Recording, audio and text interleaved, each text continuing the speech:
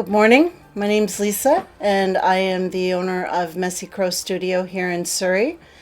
And I am an avid beachcomber.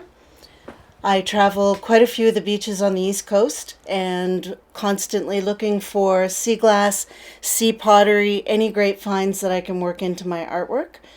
My little studio here, we carry approximately 10 different artisans carrying lots of homemade goods, paintings. I do all the needle felting and the majority of the jewelry.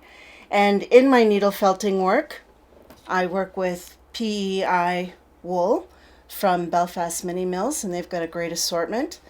And I do needle felting using my little bits of pottery and sometimes little bits of driftwood and such. So when I'm creating a piece, I want to work with some of the really best pieces of pottery, and anything with a little bit of pattern and a bit of color works beautifully.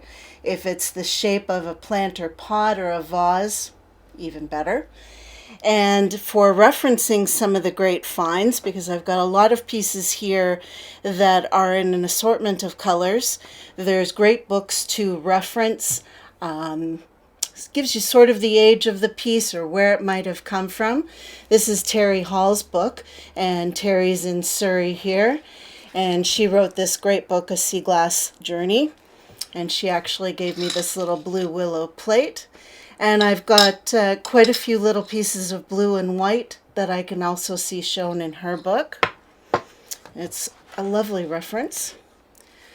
This book, too, shows a lot of different ceramics and gives you some age, so I was thrilled to find this really cool piece of green that looks very close to this one that's showcased in the book.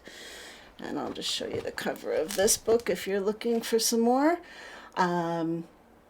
Richard came up to the Sea Glass Festival about 3 years ago in Surrey. Lovely gentleman, wealth of knowledge. He was really great to talk to. And then this book, two really precious finds are these little dolls. I believe they're ceramic. There's a little bit of write-up about the frozen Charlottes and things, which is a pretty interesting story if you want to get into that. And that's this book. I have in the past, my frames are custom made, and they're made specifically nice and deep for me to do my needle felting and put my little bits in. So one of these days I'm going to work in these precious little dolls into some sort of scenery. I just haven't figured out what is going to be a really great scene for them to be in. But you can see with working in the sea pottery into the needle felting, I try and pull out the colors that are in the bits of pottery.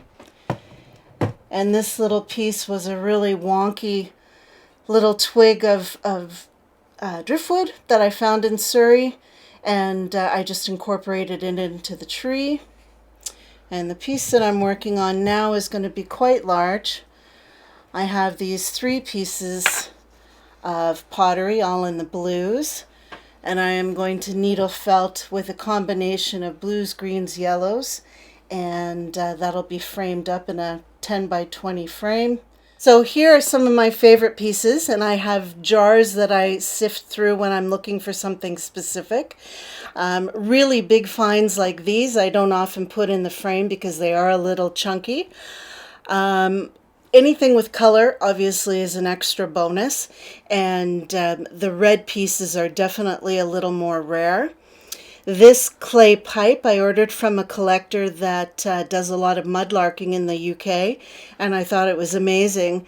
And he finds all these tiny, tiny little bits of the pipe that I use in earrings. So as you can see, I sort of wire them through and add different beads, glass beads, wood beads, and such, and they're definitely unique.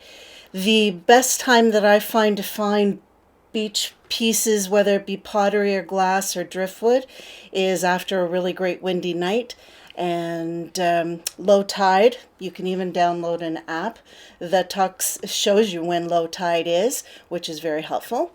And every once in a while you come across some really great shells, and I also do needle felting with those and create them into these fun little snails.